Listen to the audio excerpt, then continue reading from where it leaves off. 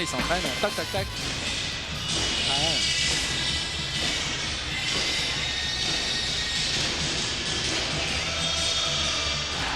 Bonjour, vous avez découvert le Palais des Sports de Dijon. Il s'agit d'un match du championnat de France de Pro A entre Dijon et Strasbourg. C'est la 28e journée, nous approchons donc du terme de la phase initiale de 30 matchs. Et si nous avons suivi celui-là, Richard, c'est parce qu'il promet d'être disputé. Exactement, il promet d'être très disputé, un match très spectaculaire avec deux équipes qui se doivent absolument de l'emporter ce soir sous peine d'être éjectées de cette course au play-off. Alors accrochez vos ceintures, c'est le match de la peur. Voilà, on reviendra sur les enjeux, il s'agit de gagner du temps car après le match, si vous n'avez pas fait tout à l'heure, eh bien il faudra aller voter. On va découvrir tout de suite les 5 et on commencera par celui de la JDA Dijon. Au meneur, formé au club Morland avec le dossard, avec le maillot numéro 5. Autre joueur aussi formé pas très loin, en région centre, Cercle Jules Ferry les Aubrais. Il s'agit du deuxième arrière, Laurent Bernard.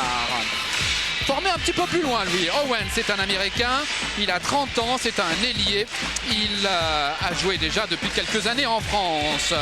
Jérôme Monet, formé au club de Bourg-en-Bresse, c'est un intérieur. Pivot, Malcolm Mackay, retour à Dijon. Il a un record de 20 rebonds dans un match cette saison. Et pour parler de Dijon, je laisse la parole désormais à Jean-Philippe Guillain en compagnie de l'entraîneur de Dijon. Justement, Alain Tinet, lui, vient de gagner à Villeurbanne avec son équipe et il sait que ce soir, Alain, une victoire est importante et en plus, il faut gagner de 6 points pour prendre le goal average à Strasbourg. Oui, effectivement, avec une victoire de plus de 6 points, ça nous relance pour la course au play-off. Bon, rien n'est acquis, mais ça nous permet encore de garder un espoir pour cette 8e place et de pouvoir participer à cette compétition des play-offs. Voilà, on va regarder tout ça et tout de suite la présentation de l'adversaire. La présentation de l'adversaire, c'est Strasbourg. C'est Strasbourg avec le meneur de jeu très fantasque américain, Khalid El Amin. Frédéric Forté, vous le connaissez tous, ancien joueur de Limoges. Ah, la fameuse interception. Exactement, et cette fois donc le meneur d'hommes de cette équipe de Strasbourg. Après l'expérience maintenant, la jeunesse avec David Gauthier, l'espoir de Strasbourg de Mat 2 qui vient de rentrer en équipe de France. Géarid, la note NBA de cette équipe de Strasbourg qui rougit de plaisir face à ce match. Cornel David, l'autre touche NBA. Aussi un joueur très très costaud à l'intérieur, vous l'allez voir. Et je crois qu'on a fait le tour avec les deux arbitres maintenant. Les deux arbitres, à la gauche de l'image, Gilles Bretagne, à la droite Carlos Mathéus, deux arbitres qui ont souvent arbitré d'ailleurs Dijon cette saison, 4 fois pour Carlos Mathéus. Et puis on va vous faire un petit cadeau, parce que c'est une journée des cadeaux, journée de vote c'est aussi journée de cadeaux, avec pour donner le coup d'envoi de la rencontre, ni plus ni moins qu'une championne de France. Elle est aussi championne d'Europe, elle a remporté la Coupe de France, elle a tout remporté cette année. Elle est là.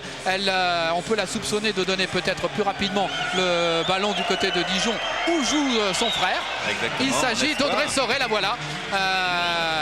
Elle est à Valenciennes, bien sûr. Elle vient de remporter le titre de championne d'Europe des clubs avec son club de Valenciennes-Orchy. La voilà, Audrey Sorel.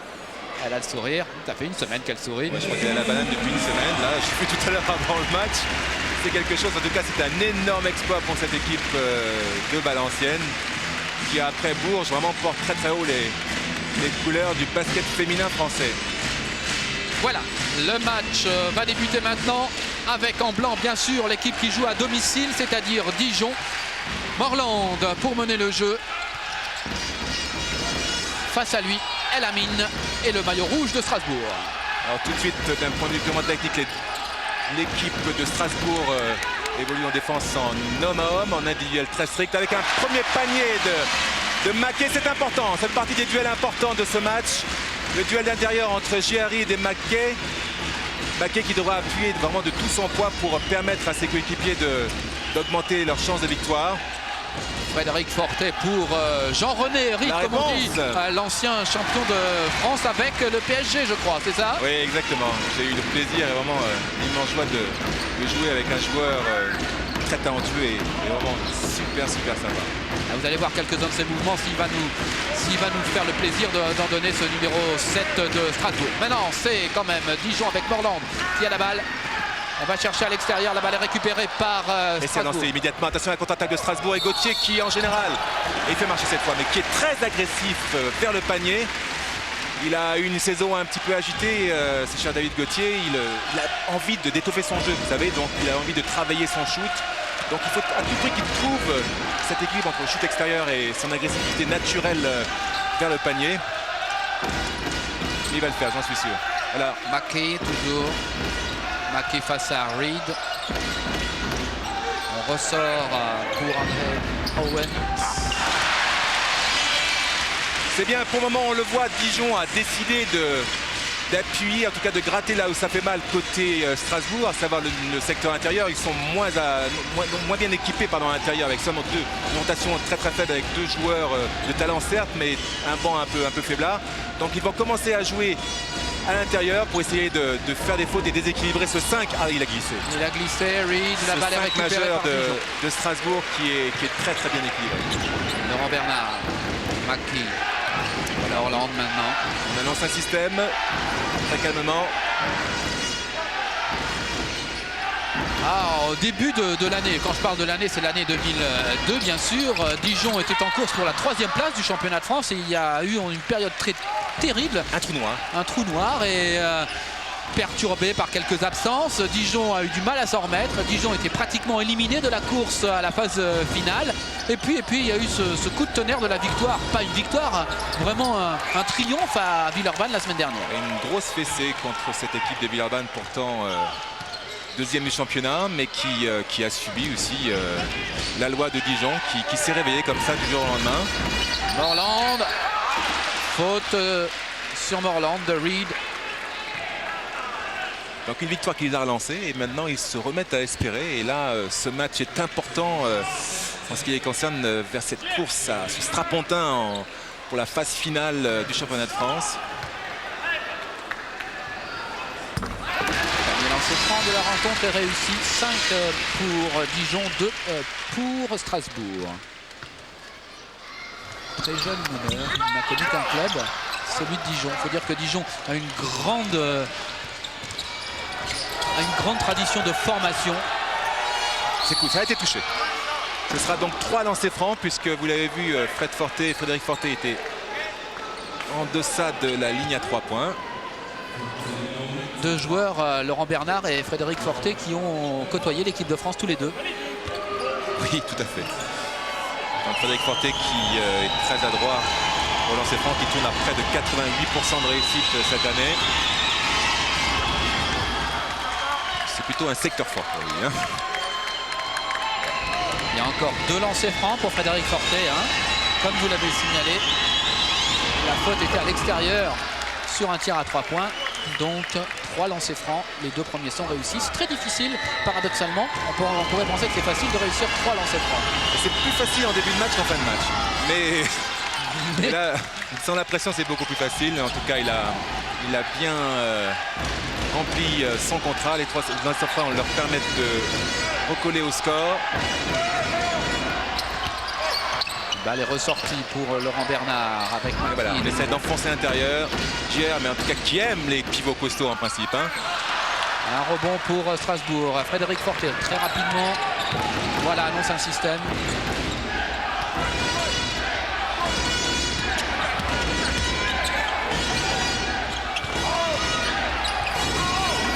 Belle défense de Dijon là, mais c'est un petit peu court ce tir. Rebond de JR. On a le temps, 20 secondes. Le chrono a été remis à 0, entre guillemets. À 24 secondes. Et il faut aller au panier. Bien joué. Voilà, toute l'agressivité. C'est comme ça que Strasbourg doit attaquer cette équipe de Dijon, qui est bien en place pour le moment, qui défend solidement sur ses appuis. Il faut forcer la faute, aller chercher la faute dans les bras de l'adversaire. C'est ce qu'a très bien fait Cornel David. Un Hongrois, il n'a pas si souvent en championnat de France, avec Bouliache bien sûr. Et lui aussi a découvert la France lors du championnat d'Europe, le dernier championnat d'Europe des Nations, qui s'était déroulé en France bien sûr. Et comme il n'y est plus, il est resté. Ouais, tout à fait. Il a quand même une particularité, ce Cornel David, c'est qu'il a joué en NBA, il a joué au Chicago Bulls. Ouais, exactement. C'était une équipe. Très belle équipe sur le papier quand même, cette équipe de Strasbourg, qui est un petit peu décevante, même très décevante j'imagine, au vu justement de ce matériel, mais il leur faut à tout prix se qualifier pour les playoffs pour prouver et démontrer leur savoir-faire, en tout cas leur qualité. Il faut dire qu'ils ont vraiment pas été à l'abri des pépins. Le meilleur joueur du championnat de France de l'an dernier, qui était leur meneur de jeu, s'est blessé gravement. On ne sait même pas s'il pourra rejouer à Strasbourg l'an prochain. Hugo Cancé, qui faisait des prouesses à 3 points, s'est blessé lui aussi. Mais meilleure chance de retour pour lui. Il semblerait qu'après le match de championnat à Villeurbanne, Strasbourg puisse récupérer Hugo Cancé. Oui, complètement. C'est vrai que Hugo Cancé, hélas, subit un petit peu le règlement qui veut que lorsqu'on est remplacé pour blessure, eh bien, le remplaçant soit dans l'équipe pendant 4 semaines. Et bien, même alors qu'il est à nouveau maintenant capable de jouer, très bien joué, puisqu'il a prouvé derrière cette semaine d'entraînement qui a été fantastique, soi-disant, eh bien, il est obligé de rester encore 2 semaines sans jouer. Donc c'est un petit peu ralent pour lui. Et on lui souhaite en tout cas un retour très très prompt et le revoir en play-off, même si notre cœur est partagé entre ces deux équipes qui se battent avec toutes leurs armes. Reed, rapide ce Reed, et belle défense, très très belle défense de André Owens. Faute sur Morland. Et on sent que les deux équipes ont envie de courir, ont envie de porter le ballon vers l'avant. Les replis défensifs en tout cas sont présents pour le moment. On verra tout à l'heure avec la fatigue ce qu'il en sera. Voilà, petite faute d'Alamine sur Morland.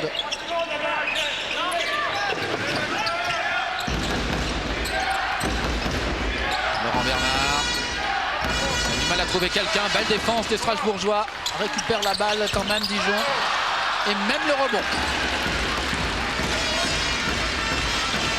Laurent Bernard, réputé pour sa qualité de défenseur. C'est pour ça d'ailleurs qu'il est à l'équipe de France. Défenseur est capable de marquer beaucoup de points aussi. C'est aussi un shooter. Bon, même si cette année il n'a pas été très efficace, mais il est capable de marquer beaucoup de points. Il va falloir shooter, il reste 4 secondes. Ouais, amplement le temps pour aller jusqu'au panier. Récupération pour Strasbourg. Tout à fait.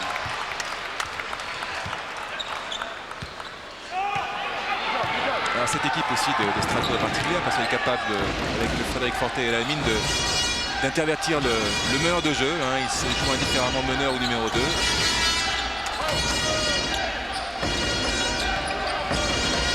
David Gauthier. Et une petite faute sur Gauthier. Il est grand, David Gauthier. Il fait 2,2 m. Il est jeune. Il a vraiment tout l'avenir devant lui. Et premier changement pour Dijon, c'est le Polonais Easy qui va rentrer à la place de Laurent Bernard. Easy qui est très adroit à 3 points. Absolument. Il vient du fameux club polonais de Słupsk, n'est-ce pas Jean-Philippe? Ah, je savais que vous aimeriez placer ce nom, André. Il faut quand même préciser que les deux équipes en championnat se sont donc rencontrées au match aller, que ça s'est joué à 5 points seulement après prolongation. 83-78 pour Strasbourg après prolongation. Il faut donc que Dijon batte Strasbourg de 6 points au moins aujourd'hui pour passer devant Strasbourg au goal average et au classement du championnat de France. Oui, mais hélas, le parcours ne sera pas encore tout dégagé pour eux. Il faut aussi que derrière Dijon batte Nancy à Nancy. Hein, la fin prochaine, c'est pas facile non plus. Et peut-être à domicile battre Montpellier, ça peut être un peu plus léger, mais encore que Montpellier se reprenne bien sur cette fin de championnat. Mais bon, a priori, si Dijon a besoin, oui, le panier est accordé.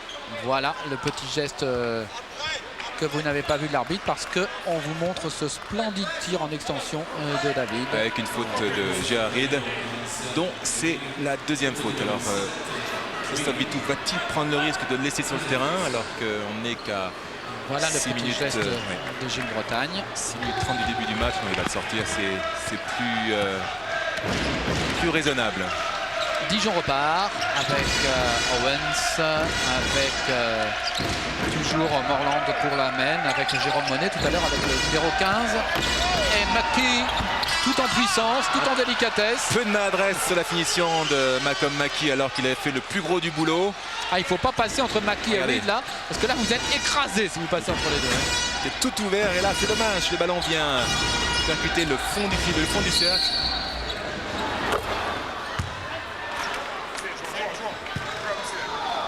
Je ne sais pas lequel des deux restera plus longtemps sur le parquet entre Reed et Mackey, mais vraiment la bagarre est terrible. En tout cas, temps mort demandé côté Strasbourg. évident qu'il va falloir rééquilibrer son équipe avec la sortie de Jarid. Défense de Frédéric Forté sur Owens. Monté très très haut, hein, Owens. Ah ouais, c'est difficile. Eu un shoot en extension superbe, hein, vraiment c'est un shoot d'école. D'ailleurs, en parlant d'André Owens, hein, il faut dire qu'il a eu un rendement cette année assez fluctuant. Ce genre de joueur joue énormément, hein. Une fois le championnat de France terminé, il va jouer dans d'autres championnats, que ce soit au Venezuela, aux Philippines ou ailleurs. Donc ils enchaînent année après année les championnats, et c'est vrai qu'à un moment ou à un autre, physiquement, ils explosent. En tout cas, ils sont beaucoup moins efficaces. Ça a été un peu le cas pour André, qui revient maintenant, sans doute au meilleur moment pour Dijon, espérant que ce ne sera pas trop tard. Et pendant ce temps-là, Alain Tigny a demandé à ses joueurs de prendre leur temps, de ne pas prendre les shoots trop vite. Ils ont pris les 2 premiers shoots du match. Et après, il a demandé à ses joueurs d'installer des systèmes et de ne pas jouer trop individualiste sur les attaques de Dijon. Dijon mené pour le moment 5-10, alors que c'était Dijon qui avait marqué les premiers paniers. Oui. Et une stat importante déjà pour vous dire l'importance d'un Cornell David. Il est déjà à 6 points sur les 10 de son équipe et 5 rebonds. Le secteur intérieur, une des clés de ce match. Celui qui y dominera sera pas loin du bonheur. David, le voilà. Un tir un petit peu court. Et rebond de Gauthier. Ouais, en 2 temps. Et Frédéric Forté, bien placé à 3 points. Pas de chance pour Frédéric Forté. La balle est récupérée par Dijon. Morland.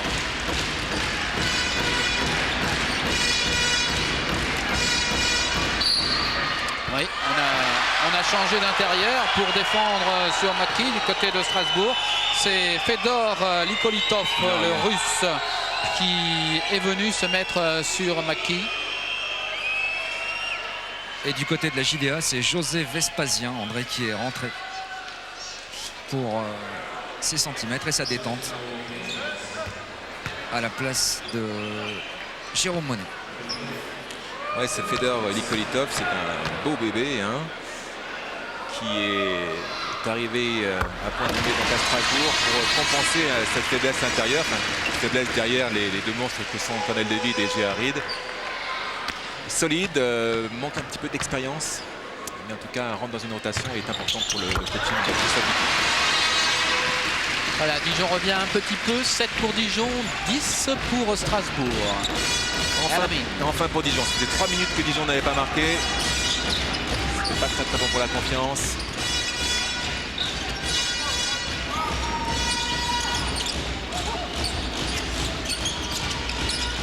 Ouais, très joli ce jeu, mal terminé, mais très joli ce jeu collectif de Strasbourg. Ouais. Très rapide en tout cas. Et le ballon vraiment est reparti à toute vitesse à l'opposé.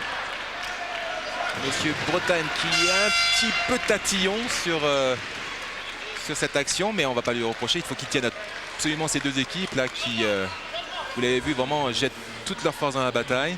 Et les 2 entraîneurs vont ratisser leurs 5, Richard, puisque là c'est le 2e meneur de la JDA qui vient de rentrer, Bruno Ham. Et tout de suite Christophe Vitu a envoyé au remplacement le numéro 12. Steven Rogers. 1m93, ouais, donc on va avoir des joueurs plus vifs. Exactement, même s'il s'appelle Steven Rogers, c'est bien, il est turc, Oui. passeport turc. C'est la raison pour laquelle il peut jouer dans cette équipe avec les autres étrangers.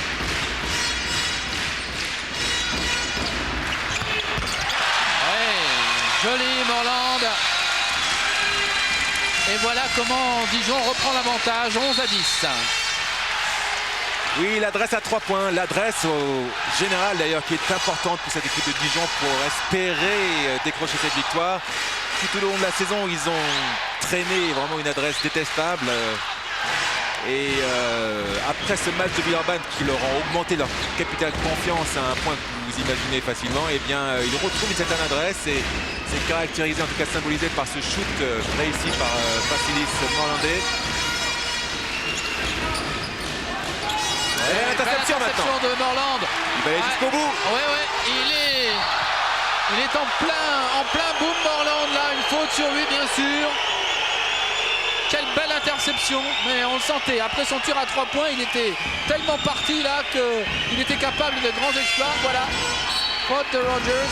déséquilibré. Moreland ne peut se récupérer. Voilà pourquoi il rate son tir.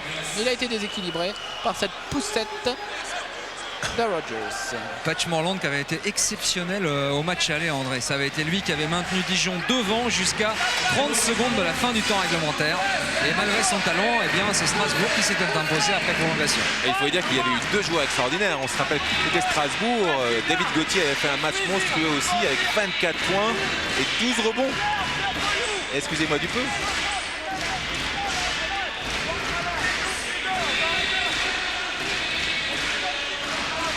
Vous l'avez dit, un match serré, un match engagé, tendu. On sent que les deux équipes sont archi concentrées. Regardez ce regard de Malcolm Mackey au lancer franc.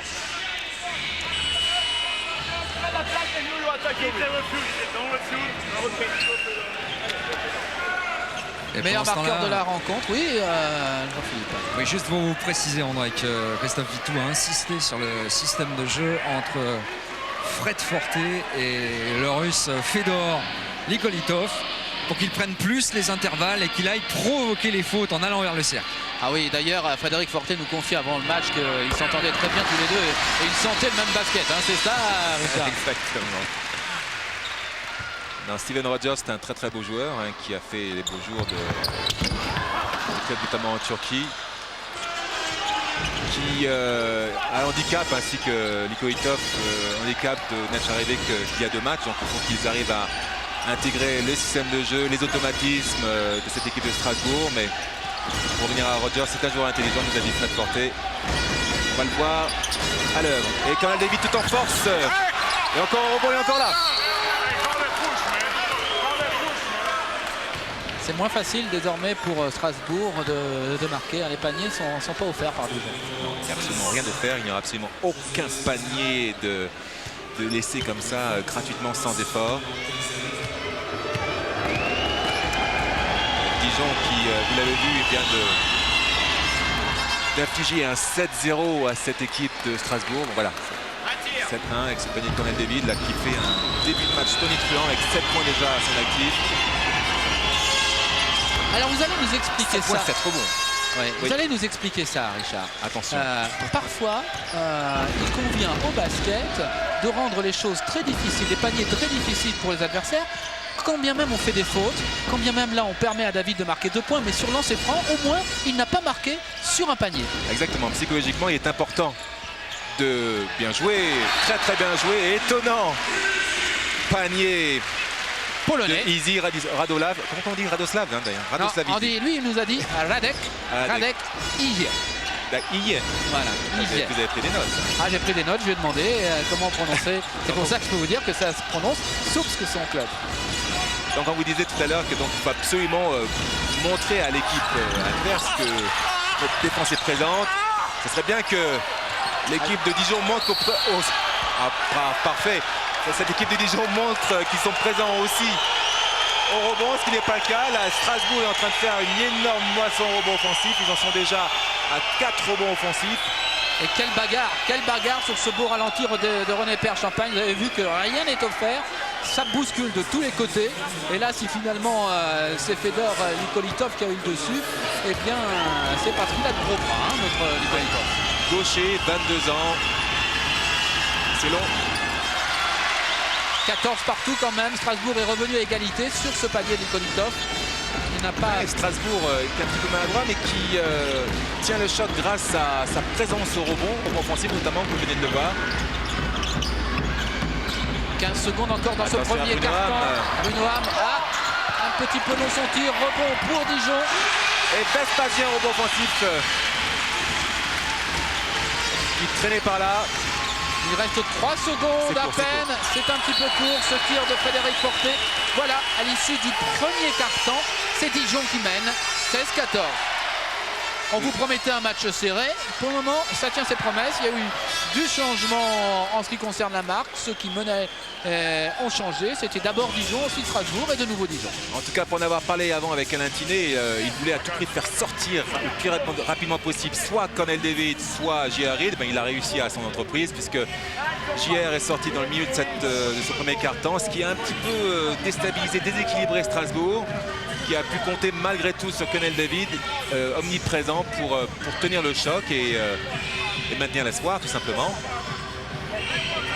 Vous allez voir évoluer aussi à Dijon un joueur, Bruno Ham, qui fait des merveilles, qui a fait des merveilles dans la première partie de sa carrière ici à Dijon, qui a cru un moment que c'était le bon moment de partir, d'aller dans un club Espagne, de plus haut niveau, ensuite d'aller à Pau aussi pour affronter les meilleures équipes européennes. C'était un petit peu difficile à Pau et il est revenu et on a retrouvé le Bruno Ham pratiquement de la première période dijonnaise. Oui, exactement. Bruno qui revient à plein régime aussi au bon moment, même s'il a loupé ce shoot tout à l'heure, mais en tout cas son expérience sera très importante. Lui aussi, Richard, je suis à côté d'Éric Le Serre, l'adjoint d'Alain Tinet. Eric, quelles ont été les consignes pour ce deuxième quart-temps?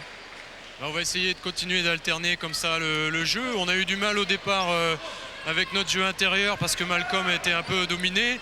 Alors là, ça va mieux parce qu'on a réussi à écarter grâce à des tirs rapides sur des contre-attaques, également des tirs extérieurs.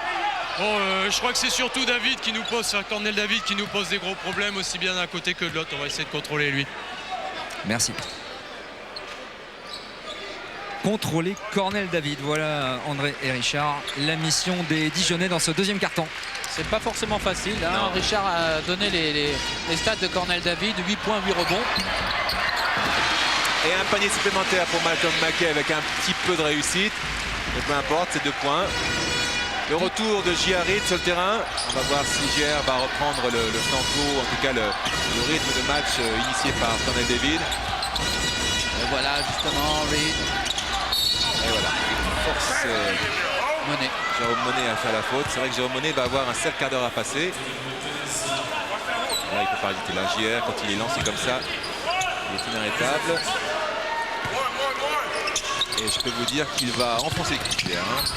C'est loupé. Il va aller récupérer rapidement par Dijon. Voilà, beaucoup d'intelligence là, Owens, d'attendre le retour de ses coéquipiers. Allez Bruno. C'est 2 shoots très courts. Les 2 shoots sont vraiment identiques. Quelle bagarre, vraiment là entre McKee pour Dijon et Rogers pour Strasbourg, c'était la grosse bagarre. Il est clair que le match en ce moment c'est Mackay contre Cornell David. Et toujours pas de réussite pour Bruno Ham. C'est ça aussi le basket. 3-4 tirs ratés, puis après ce sont des bons shoots, ce sont des bons shoots. Ça c'est aussi un très bon shoot, encore meilleur puisqu'il rentre. Donc le match en match. Le voilà. Regardez. Oh là là. Tout est cadeau là, tout est cadeau. Il s'arrache les Sorrenti. Merci René Père Champagne. Allez, on réinstalle le jeu. Il ne faut surtout pas tomber dans l'excès de précipitation maintenant. Essayez d'alterner. Voilà. Essayez d'alterner maintenant après ces quelques échecs à l'extérieur. Essayez d'alterner le jeu extérieur et le jeu intérieur. Peut-être donner le ballon à Malcolm Mackey ou à Jérôme Monet peut-être, qui n'a encore pas beaucoup touché le ballon. Attention au chrono, messieurs les Dijonnais, il reste 4 secondes dans cette possession. Et c'est dedans. Et non. Pas de chance pour le Polonais. Strasbourg repart très vite avec David Gauthier. Va provoquer à l'intérieur David Gauthier. Et il va marquer 2 points supplémentaires pour permettre à Strasbourg de reprendre l'avantage. 18-19. Quel touché de David. Beaucoup de réussite. Il aurait loupé ce shoot. Je vous aurais dit que c'était un shoot forcé. Mais bon, il l'a mis. Bravo. Il faut vous dire, si on a choisi aussi ce match Dijon-Strasbourg parce qu'on voulait vous montrer David Gauthier, c'est un joueur dont on parle beaucoup, il est déjà en équipe de France évidemment, mais on parle de lui comme une future base de cette équipe de France dans les années à venir. David Gauthier pourrait être un des joueurs base de l'équipe de France. C'est vrai, cette future équipe de France en tout cas nous fait saliver. On va parler bien évidemment des Tony Parker, des Boris Diaw, donc des David Gauthier, des frères Pietrus et encore un vivier, un jeune vivier très intéressant côté français, sans oublier bien sûr les sociétaire actuel de cette équipe de France. Hein. Mais c'est vrai que je pense que là, le nouveau coach Alain Weiss va pouvoir faire un mix très intéressant et très détonnant. Mais en ce qui nous concerne, David Gauthier en tout cas fait un très bon début de match, très présent, très agressif, ça, on a l'habitude de le voir comme ça. Belle passe, très belle passe à l'intérieur pour Reed qui va essayer de marquer. Il a cherché aussi une petite faute de Monet, il ne l'a pas eu. Ouais, une relation importante entre Colonel David en poste haut, vous avez vu en tête de raquette, et à l'intérieur J.R. Reed. Voilà, eh bien, belle réponse de Monet. Il est allé très loin et il permet à Dijon de reprendre l'avantage 23-21. Alors vous parlez d'un match ouvert avec beaucoup de changements à la marque, c'est le cas. Et pourtant Jérôme Monet qui nous trouve